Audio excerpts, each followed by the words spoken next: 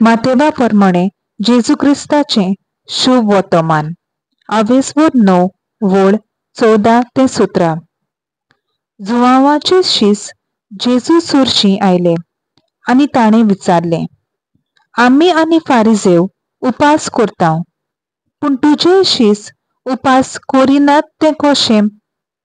आणि जेजून तांकां सांगले, आपणा बराबर न्हवरो आसोसोर न्हवऱ्याचे पावणे दुखांत आसूंक जाता जायत, पूण न्हवऱ्याक ताचे सुरशिल्लो काडून व्हरचो वेळ पावतलो आनी तेन्ना ते उपास करतले.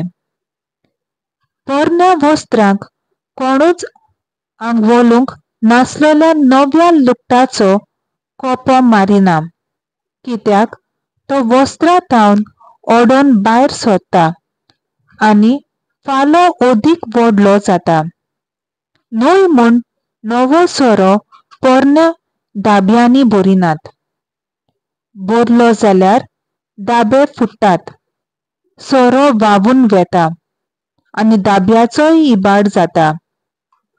ना, नवो सोरो नव्या दोब्यांनी भरतात आनी दोनूय बरे उरतात. देवाचें उतर हें देवाचो व्हड उपकार.